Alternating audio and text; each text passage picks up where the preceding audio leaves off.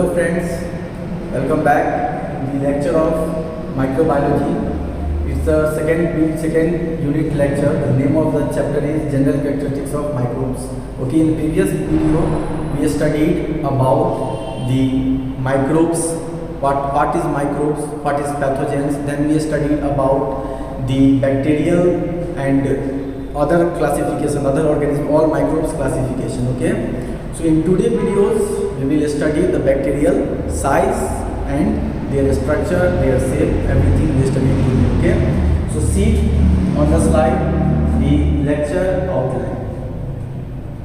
In this lecture, in this particular chapter of microbiology, we are going to study the structural and classification of microbes. We already studied this. In this we studied about the basic bacterial microbes classifications, the microbes classification of viruses, protozoa, prions and bacteria and fungi. Everything we studied in previous video, their basic outline. And then we started to classify the microbes. In this we studied the two types of classification. The first one is called the 5 kingdom classification given by the R.H. Whittaker. In that we studied the Monera, Protista, fungi, plantae and animalia, the 5 groups of 5 kingdoms of R.H. Whittaker's classification. Then we studied the domain classification which is given by the Karl Schulze. Okay, Karl Schulze, 3 domains: archaea, bacteria and eukarya. Okay. Now in today's video lecture we are going to study the size and the forms of bacteria. So see the slide. Structure of a bacteria. This is the one typical bacteria. As you are seeing in the slide, this is the one typical bacteria. And bacterial structure is mainly on the shape. There are 4 types. One is called the rod-shaped bacteria, another one is called the comma-shaped Vibrio-bacteria, and one is like coccus bacteria, the round-shaped bacteria. So it's a one round-shaped bacteria, bacterial cells. And bacterial cells containing some of the cell structures, The first one, as you are seeing, is spike-like projection. That's called the villi. Then below the villi there is one hard covering. That's the cell wall, bacterial cell wall.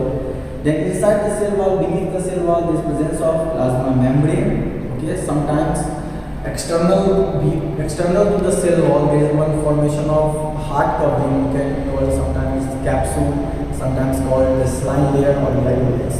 Okay, so the other organelles we can say present on the bacteria is their genetic material. The genetic material is basically not organized. In previous lecture we already discussed about it, that the bacterial structure is DNA, but it's not organized as organized in us. Okay, and apart from the bacterial genetic material, there is something present which is a blessing for human biotechnology, and that's called the plasmids. Okay, so in the cytoplasmic space, the 2 things present. The first one is the nuclei, and second thing is ribosomes. Ribosomes is meant for the bacterial protein synthesis. Okay, bacterial protein synthesis. Now, just see on the board. I will draw one typical bacteria and describe it.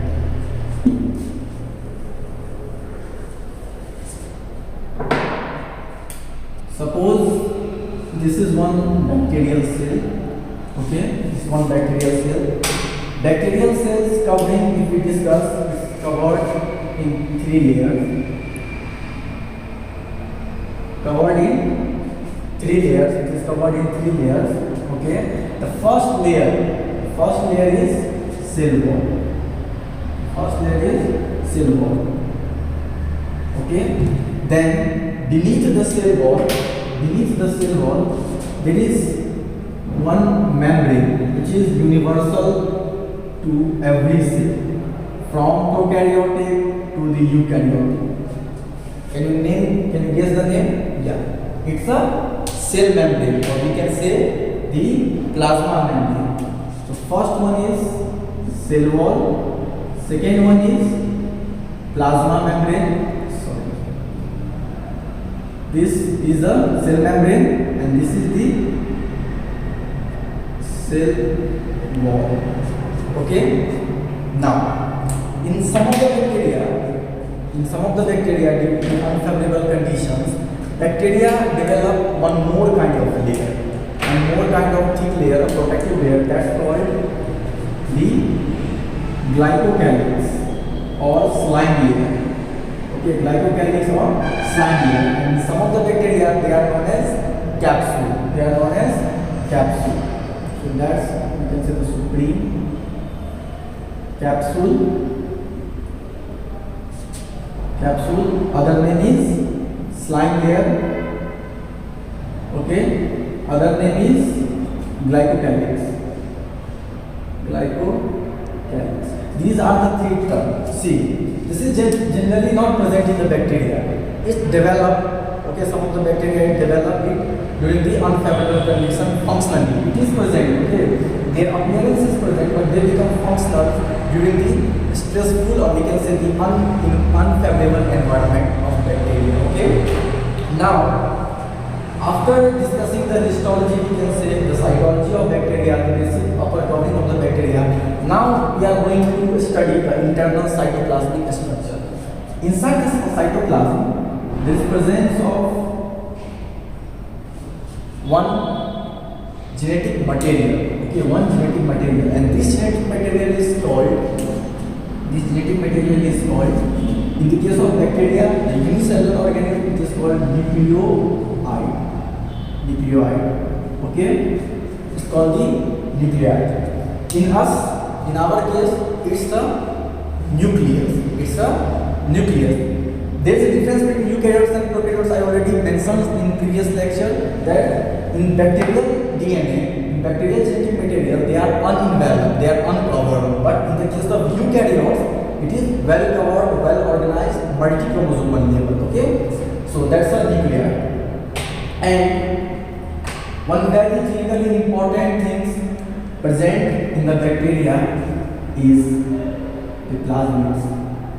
Circular. It may be present in more than one number. Why I am saying this is clinically important?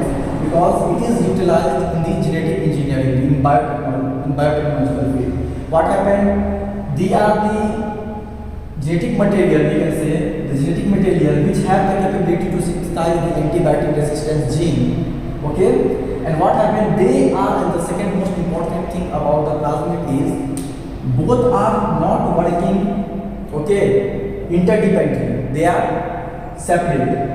Their replication is separate from there. They are not controlled by this bacterial genes. Okay, they are not controlled by this. So they are separable. So what happened? We just extract this, we can say, plasmid, cut those area, put the antibiotic resistance, and then again put into the bacteria. And bacteria, the bacteria multiply in a very faster rate. Okay, so they are utilized in genetic engineering. So they multiply, and we obtain whatever product we are basically the antibiotic production is done through the genetic engineering, and these plasmids are very useful here. That's the one clinical significance of plasmids. So this is a plasmids. Okay. Now there are other structures also present in the bacteria. The first structure is, you see, this pores, point-like thing. It is nothing. It's just a ribosome. And ribosome is help in the folding of proteins. Okay, the protein is coded, or we can say encoded by the nucleoid, but the proteins folding, the proteins have structures, primary structure, secondary structure, tertiary structure. Even some of proteins have, like hemoglobins, they have the quadrilateral structure. So all those structure modifications is done by the ribosomes as well as the Golgi body. Okay, Golgi body also involved in the protein synthesis. Now, apart from ribosome, nucleotides and plasmids, okay, bacteria contains the metabolic energy organs, powerhouse of the cell. That's called the mitochondria. Okay, that's a double membrane bound organ, mitochondria. Clear? Now For these all structures, we are not seeing any locomotory part in the bacteria. We have extremity, hand, legs. That's why we are able to move in this planet. Okay. Bacteria also develop some kind of structures like that, but they are not same as our limbs, our all extremities, hand and feet. It's something different. It's like the small thin outer line, small thin outer line. See.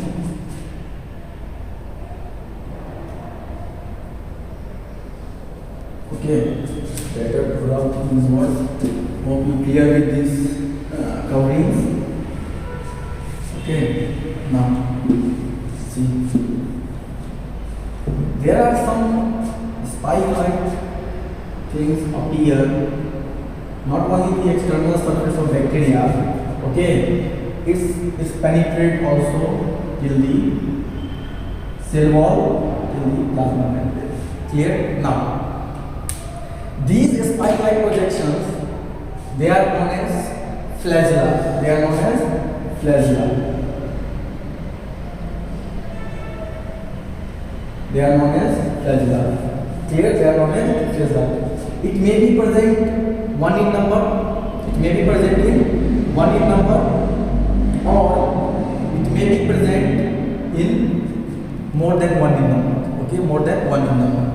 So actually it's not a flagella. Flagellal structure I will show. Okay, it's basically it's not a flagella, it's a pili. It's a pili. Okay, it's a pili. Now, apart from the pili, there is something more present. I already mispronounced locate these things. This is basically, you can say, the thicker one, shorter appearance. It's a shorter appearance. Then the pili, that's called the flagellum. That's called the flagellum. It's a flagellum. Okay, it's a flagellum. And more than one flagella is present, it is known as fimbriae. Okay. Now, for a human, it is also present. Some of the human cells also present. Mainly the female cells. Okay. You know, females have the fallopian tube. Okay, and fallopian tubes have the part. The last part is known as fimbriae. Okay. Why? Because it has the finger-like projections. The work they are doing there in fallopian tube, same thing flagella are doing. Okay, it's performing the amoeboid movement. Amoeboid movement means squeezing, moving, squeezing, moving, squeezing, moving. That kind of movement is shown by the flagella. So this pili and flagellum, they are performing two things. First one is giving the motility, power to move, as well as adhesion on the other organisms, like other, we can say, the human body. Okay, on the food. So they are also helping, attaching, adhering on the food, and also helps to move. That's the two basic function of the pili and flagella. Okay, if more than one flagella is present, they are known as what? They are known as fimbriae. Okay, and now that's the one basic typical structure of the bacteria. Clear? Now see on the slide. Component of bacterial cell structure. Component of bacterial cell structure. As I told, the first component present on the bacteria is their cell wall. Okay. Now, bacterial cell walls determine the shape of the bacteria. Whatever shape you are seeing in this whiteboard as well as on the slide, those shape is contributed by the cell wall. It's the cell wall who determines the shape of the bacteria. Okay, shape of the bacteria. Now, it is made up of cross-linked polymeric mesh called the peptidoglycans. Okay, here there is a two word peptidoglycan. See on the board, it's a peptidoglycan. Peptide means what? Peptide means protein, amino acid basically. The amino acid chain is known as peptide. Okay, so peptidoglycans. Their cell wall is made up of peptide peptidoglycan, like peptidoglycan. Now there is a two chemical compound present here, okay, and probably you guessed it, this is basically the nothing but a protein, okay, this is basically the protein. And glycan, what, see, glycan, glucose, it's a one polymer of glucose, and it's basically a carbohydrate, okay, carbohydrate. Now it's a chemical composition of bacterial cell. See, these carbohydrate glycans form the base structure. If I am just drawing it roughly, see,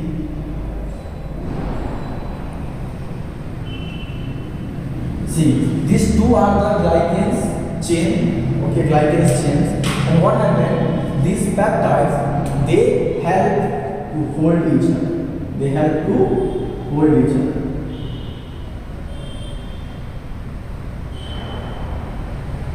They help to hold each other. So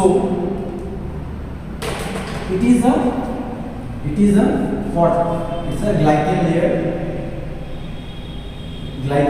okay, and this one is also a glycan layer, okay, and these two things, it's basically the peptide part, the protein, okay. So this protein, basically these peptides are a short chain of amino acids. The long chain of amino acid is known as proteins, and these peptides, they are the small chain of amino acid. Clear? That's a short chain of amino acid. And these two parts of carbohydrate, you are seeing the two parts of carbohydrate. One is called the one part, or we can say the two chemical compositions, the glycans, two derivatives are present here. Okay, two form of glycans is present here. The one is called NAG, okay, one is called NAG, okay, another one is called the NAN, okay, NAN. Write down the full name of this. NAG denote N-acetylglucosamine, okay, and NAN stands for N-acetyluramic acid, okay.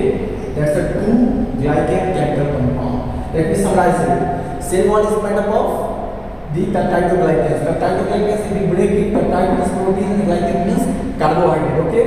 The both glycans layer are in both the extent upper and lower positions, whereas these peptides, which is basically nothing but a short amino chains, they hold those two carbohydrates layer.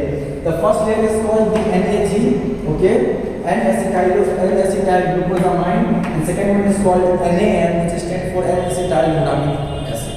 Clear? Now this is basically one structure, and it's forming a maze-like structure. So this structure is also called maze-like structure. Okay, maze-like structure. Clear? Now see the structure of cell wall diagram in the slide. The same thing I drawn. Okay, see both the NAG, NAM layers are present. They are in an alternative form. They are present, and in between the two layers there is presence of short protein chain. Now come to the cell membrane, another bacterial structure, cell membrane. See the board. Cell membrane is basically the universal. I told from the eukaryotes to prokaryotes, everywhere present except the viruses. Viruses doesn't have any type of covering. Okay, cell membranes are there absent. The cell membranes, few point about the cell membrane. Okay, cell membrane is present in every type of cell. Cell membrane is present in every cell. Okay, it is composed of phospholipid. Okay, phospholipid means lipid bilayer. You already studied, okay, in every organism, most of the organism we can say, except the viruses, this covering of cell is present. Okay, covering of cell is present, and it is made up of the phospholipid. It is made up of the phospholipid. Okay, it is made up of the phospholipid. Okay, so the lipid bilayer form. This is basically the one cut section. See, this is a cell wall. I am just magnifying this area. Okay, so this portion I'm showing here is made up of the phospholipid. Cell wall is made up of the phospholipid. Phospholipid. The phosphate part and the lipid part. Okay, now the upper side. Okay, upper side, the lipids molecules are present and they have the chain. Okay, they have the chain. Each have chain. Okay.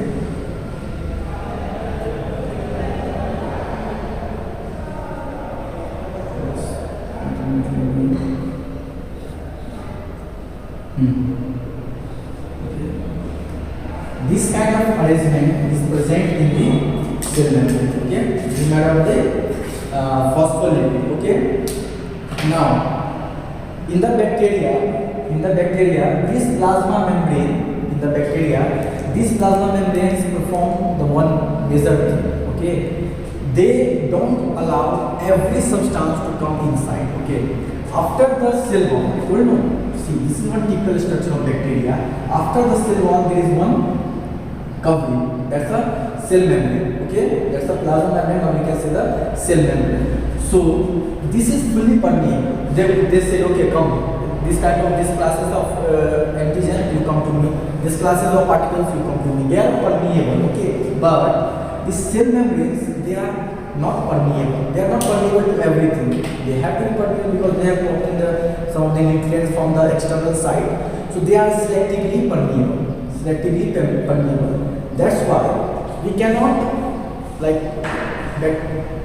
destroy the bacteria by every type of antibiotic. Every bacteria have their own specific kind of antibiotic by which their growth or their life cycle will stop. Okay, so this is a highly permeable. Second thing is, there is a difference between the two things. Okay, yesterday in previous lecture I described short about the gram-positive and gram-negative bacteria. We are continuing with the cell membrane. Okay, so in the cell membrane of gram-positive and gram-negative bacteria. Okay, gram-positive and gram-negative. Okay, this is basically a type of bacteria categorized into the two groups. Okay, type of bacteria categorized into the two groups based on the reactivity towards the gram reagent. Okay, gram reagent. What happened in the gram-positive bacteria? It is put into the one culture plate. Okay, it is put into the one culture plate, and then externally we apply the crystal violet potassium chloride solution. Okay, violet KCl solution. Okay, we take in. Okay, let me. Okay. I guess necessary to understand. It may be asked in the exam, and wherever in textbook you are referring, you are just saying, okay, it's gram positive, gram negative, gram positive rod, gram negative rod. Okay, so it's needed to something clearly clear. Okay, so see, we taken the two samples. And these samples are basically called the culture plate. They are called as a culture plate. Okay, in this culture plate, we take the sample from the human, from the other organism, and we put into these slides. Okay. Now, what we do? Externally, we will apply one reagent. First, in the microscope, we select the live organism. We have to experiment on the live organism or the dead organism. So we separate the live organism and we put it into this culture plate, and externally we apply both the violet KCl solution. Okay, basically they are reagent. Solution is reagent. Okay, both the side violet KCl solution. See, okay, we put it here. Now what happened? Bacteria have the capability to absorb the colors. Okay, their cell wall, their cell walls have the capability to absorb the color. Okay, so both the types of bacteria absorb the color. Okay, now then we apply one thing to both the bacteria. Basically we wash the both type of bacteria. Basically bath the both type of bacteria with the solution of alcohol. Okay, alcohol. Now what happened after applying the alcohol? Alcohol is basically disinfectant in nature. Okay, disinfectant in nature. They are something like apply for the reducing their number. Okay, bacterial number. So we apply this alcohol here. Now what happened after applying the have you put it okay same solution? Some of the bacteria maintains the color. Okay, maintain the approximately bacteria contain take the reagent. Okay, and they emit the reagents. Okay, now after putting the alcohol, what happened? These bacteria, some of the bacteria, okay,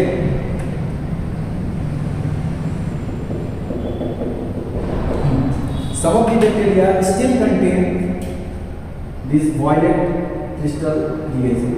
Okay, and some of the bacteria they won't kill. Okay, they won't kill. So what happened? The microbiologist Abraham Graham performing this experiment, they given the name. The bacteria who contain the color after washing with alcohol, they are called the gram-positive. Gram-positive bacteria. Clear? Those bacteria after the washing of alcohol, they won't emit, they don't show any reagent color. Their reagent color showing property will disable. That kind of bacteria is called the gram-negative bacteria. Gram-negative. Hope you clear with these terms. Now, for the why this happened? This happened because these two categories of bacterial cell wall is different. The second covering, the cell wall composition is different. The cell wall composition is different. That's why they behaving differently with this violet crystal solution reagent. Okay. So in gram-positive bacteria, in the case of gram-positive bacteria, they have the thick multi-layer peptidoglycans. Okay, peptidoglycan cell wall that are exterior to the membrane. Okay, that are exterior to the membrane. And in the case of gram-negative bacteria, have the two membrane, outer membrane and cytoplasmic membrane. Gram-positive and gram-negative bacteria, their cell membrane is different, their cell wall is also different. Okay, their cell wall is also different. In the gram-negative bacteria, they have the two layer of cell wall. They have the two layer of cell wall. The first cell wall is called the external layer, and second cell wall is called the cytoplasmic layer. Whereas in the case of gram-negative bacteria, their cell wall, I am talking about the cell wall, not cell membrane, cell wall. Their cell wall is thick and multi-layer, made up of the peptidoglycans. Clear? That's the one general differentiation between the gram-negative and gram-positive bacteria. Not only this bacterial cell membrane is different, their cell wall also differ in composition. For gram-negative bacteria, their cell wall is made up of the two things. Okay, their cell wall is made up of the two things, and that's called first layer is called the external layer of cell wall. Another layer is called the cytoplasmic layer of cell wall. So gram-negative bacteria have the two layer of cell wall. Whereas the gram-positive bacteria, they have one layer, monolayer, as well as their wall is thicker as compared to the gram-negative cell wall. as compared to the gram-negative cell wall. Their cell wall is thicker. Okay, it's a multi-layered. Okay, it's a not one layer. It's a multi-layer. Okay, multi-layer, thickened and made of the peptidoglycan. So from today onwards, just remember the gram-positive and gram-negative bacteria are basically the group of bacteria which is differentiated on the basis of this violet cell solution reagent, and this type of staining, basically this procedure, whatever I told, this procedure is basically the staining procedure, like the staining procedure, and this type of staining procedure is called gram staining technique. Gram staining techniques developed by the Abraham Gram. Okay, their cell membrane is different, their cell wall is different. Okay, now see on the slide the structure of gram-negative and gram-positive bacteria. See, as you are seeing, in the gram-positive bacteria, the peptidoglycan layer is above. Okay, peptidoglycan layer is above, present to the cytoplasmic membrane. Okay, cytoplasmic membrane. That's the cell wall of gram-positive. First one is peptidoglycan layer, and beneath that there is a cytoplasmic membrane. In the case of gram-negative bacteria, as you are seeing, the outer membrane is first present, and beneath that the peptidoglycan layer is present. And between the two layers there is one space, and that space is called the periplasmic space. Periplasmic space. Now come to the another topic, the external capsule and glycocalyx. External capsule and glycocalyx. As I already told, in some of the unfavorable situations, this layer is developed. This capsules and glycocalyx layer is developed. So in many bacteria secrete a sticky viscous material that forms an extracellular coating around the cell. Clear? Extracellular. Remember what extracellular. Now the matter is usually the polysaccharide. The glycocalyx layer is basically the polysaccharide. Glycocalyx layer is basically the polysaccharide. Now it is if the matter tightly bound to the cell and organized properly, they are called the capsule. Okay, and if these glycocalyx capsules, is like we can say loosely bound, it is called the slime layer or glycocalyx. If see on the board, let me draw once again the practical structure, and then I will tell you. Now we are studying the capsule, okay, or glycocalyx. Capsule and glycocalyx. See, this is one typical bacterial structure. Okay. The first layer is a cell wall. Beneath the cell wall is the presence of cell membrane. Okay. And in bacteria there is development of one more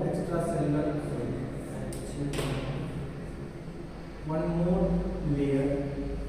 Okay, one more layer, and this layer is nothing. This layer is just a capsule of glycocalyx. Okay, capsule of glycocalyx. Now, if this layer is tightly present, with the what? With the cell, they are called as the capsule. If they are tightly present, they are called capsule. If they are loosely present, they are called as glycocalyx. Okay? If tightly present, they are called as capsule, tightly, glycocalyx, loosely. This is one structure. Now, what this is helping? This is helping for the phagocytosis property.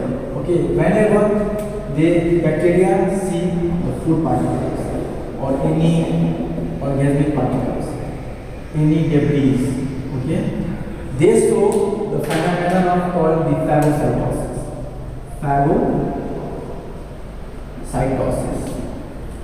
Phagocytosis is basically the engulfing. Okay, it's engulfing, the eating the substances around it. Okay, it larges their size,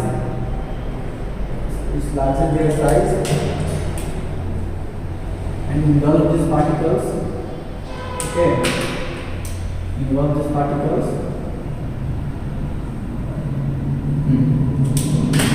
Engulf these particles. Okay, this phenomenon is called the phagocytosis.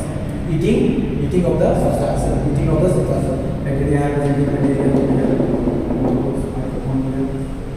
Okay, this is called the phagocytosis. So capsule and glycolex allow to adhere the surface, protect bacteria from antibiotic and phagocytosis, and act as a diffusion barrier against some antibiotic. This contributed to the organism pathogenicity. Okay, now if we revise this capsule or glycolex, we can say 2-3 things about this. First one is it is a extracellular layer. It not be always present in bacteria. It's a extracellular. Second thing is it's help in 2 things. First is adherence. Bacteria adhere. Okay, bacteria adhere. Now second thing is it's help bacteria from 2 things. First one is antibiotic. Okay, and second thing is phagocytosis. We have so many cells. Okay, we have so many immune cells, and they are masters is eating the bacteria. Phagocytosis, whatever I shown. Okay, phagocytosis. So due to this presence of this layer, bacteria won't easily phagocytose by our own immune cells. Okay, our own immune cells. Basically, WBC are master in the phagocytosis types of WBC. Okay. Now see another component of bacteria, that's called the appendix. We already described the flagella and the fimbriae. Both are villi, flagella and villi are the present. Now see the slide. Many bacteria have hair-like appendix that project from the cell wall. There are 2 kinds of appendix, flagella. First one is flagella, and second one is the villi. Now when you see this structure of the flagella, okay, you already described about that. This is basically one flagellar structure. See, this is deepened down into the cell membrane, also attached to the cell wall, and it's in the above. So it is projected out from the cell wall. It is showing one phenomenon. That phenomenon is called the rotatory motion. Okay, rotatory motion. So basically they rotate. So the another type we are saying the flagella. Flagella are basically the prokaryotic long semi-liquid helical hollow tubular structure composed of the several thousand molecules of the protein flagella. Okay, cell may have one or many flagella. They enable bacteria to propel themselves, for example, in response to the chemotactic stimulus or flagellal hiding antigen. See one bacterial structure on the board. Okay, so basically this is a bacterial structure, and they have the appendage, 2 kind of appendage. The first appendage is the flagella. See, they may be present either in 1 in number or they present either in 2 in number. Okay, they penetrate deeper inside they touches all the 3 layers: glycocalyx, plasma membrane, and the cell wall. I only drawn the cell wall. Okay, now second thing is they are thick, short. Now they have the 2 functions. The flagella performs the 2 functions. The first function is called chemotactic activity.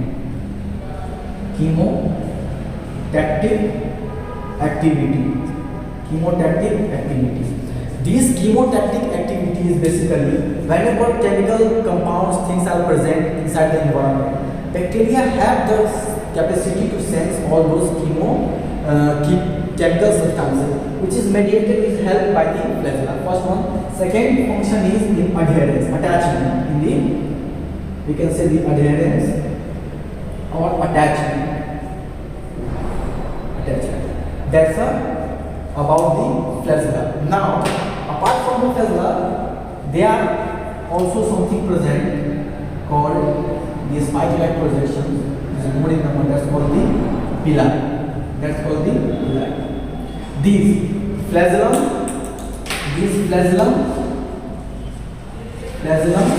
and villi both are called the appendages. Okay, both are called the appendages. There their locomotive mode. Okay. For the flagellar information, for the villi, it help in the locomotion. It's also known as fembrane. Okay.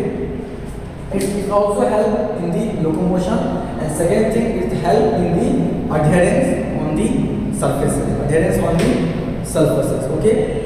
Now, so from this, the bacteria, we studied about the bacterial structure. Okay, I will take few points more about the bacterial genetics in the further lectures.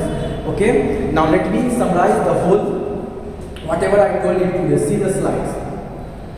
We studied about the component of bacterial cell structure. Okay, component of bacterial cell structure. In this, we studied the cell wall. After that, we studied about the cell membrane.